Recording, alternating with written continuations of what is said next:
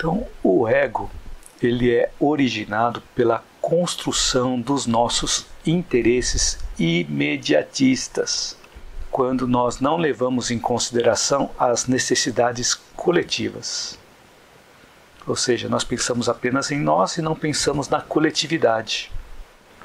Se nós não buscamos valores éticos e morais, o nosso ego fica voltado apenas para o imediatismo dos nossos desejos pessoais, que estão muitas vezes ligados ao nosso primarismo da consciência, onde nós estamos buscando apenas a nossa sobrevivência, como ocorre também com os animais.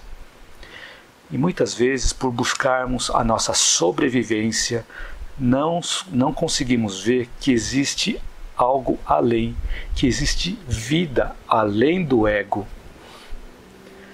Seria como se nós ficássemos trancados dentro de um quarto, dentro de uma casa, achando que a vida é somente o que acontece dentro daquele quarto ou dentro daquela casa. E não conhecemos as coisas além do espaço que nós conhecemos como sendo o nosso espaço, definido pelo ego. E com isso nós vemos as possibilidades de soluções dos nossos sofrimentos apenas com os recursos que nós temos limitados dentro daquele espaço. Por exemplo, ficamos limitados com os recursos que existem apenas dentro da nossa casa. Não vamos buscar os recursos que tem fora da nossa casa. Cada vez que nós buscamos algo diferente, existe uma nova descoberta para o ego. Então, cada vez que nós buscamos algo diferente, o ego começa a ter a oportunidade de conhecer algo diferente. Começa a descobrir coisas novas. E essas experiências diferentes nos levam ao amadurecimento do nosso ego. Então, uma vida sem nenhuma dificuldade, sem nenhum sofrimento, garante a nossa imaturidade psicológica. É uma garantia também de ego desestruturado. Por isso que os sofrimentos precisam aparecer na nossa vida, para que nós possamos crescer, amadurecer o nosso ego. Então, se todos nós vivêssemos sem sofrimento, viveríamos apenas no nosso ego. E não teríamos a possibilidade de descobrir o que nós realmente somos e não evoluiríamos, porque não conheceríamos a nós mesmos. Ou seja, nós não amadureceríamos. E nesses casos, cada vez que nós vamos para o mundo externo, nesses casos onde nós não amadurecemos e vamos para o mundo externo e topamos com uma dificuldade, sofremos e não conseguimos sair da situação, porque ficamos limitados aos recursos que o ego definiu para nós. Por exemplo, se nós saímos em busca de um emprego, recebemos um não, voltamos para casa e ficamos trancados dentro de casa porque o mundo não atendeu às nossas necessidades.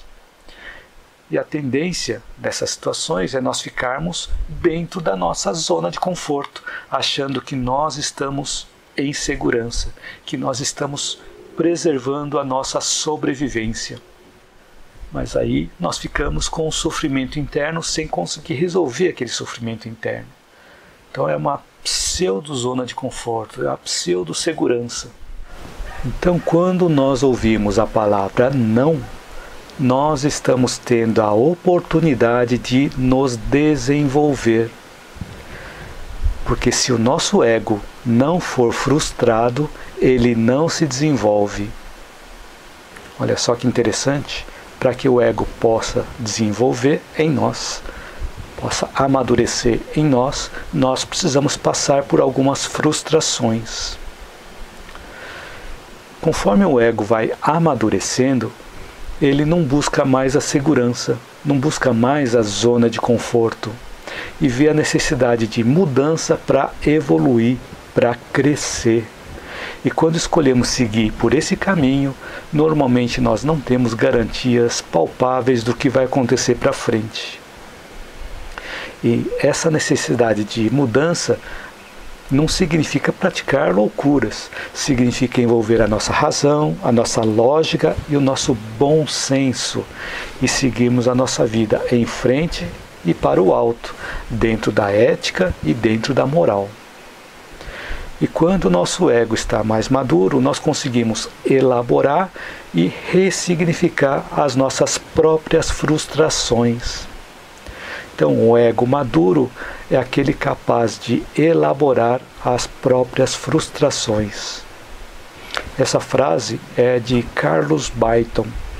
Carlos Byton é médico, psiquiatra e analista junguiano. Então, quando nós estamos muito resistentes a alguma mudança, é importante nós verificarmos se não estamos buscando muito a nossa segurança, buscando muito a nossa zona de conforto, e nós ficamos resistentes nessa mudança. Então, quando nós não deixamos as novas ideias circularem em nós, podemos ter problemas no nosso sistema circulatório, no nosso sistema sanguíneo. Por exemplo, ter um problema de pressão alta ou um problema de pressão baixa, conforme traz as pesquisas da medicina psicossomática. Então, quando nós queremos controlar tudo, mais imaturo e mais inseguro ficará o nosso ego, nos levando a desequilíbrios. Imagina, nós queremos controlar tudo à nossa volta, uma coisa que nós não conseguimos. Nós conseguimos controlar o que está sob o nosso controle, o que está fora do nosso controle nós não temos como controlar. Então, se nós queremos controlar uma coisa que nós não temos controle, nós podemos entrar em desequilíbrios, nos deixando frequentemente ansiosos com a situação. E cada vez que estivermos passando por uma frustração e começamos a descobrir que não somos aquilo que nós pensávamos que nós éramos, nesse momento surge uma grande oportunidade de conhecermos as nossas sombras e nós crescermos com a situação.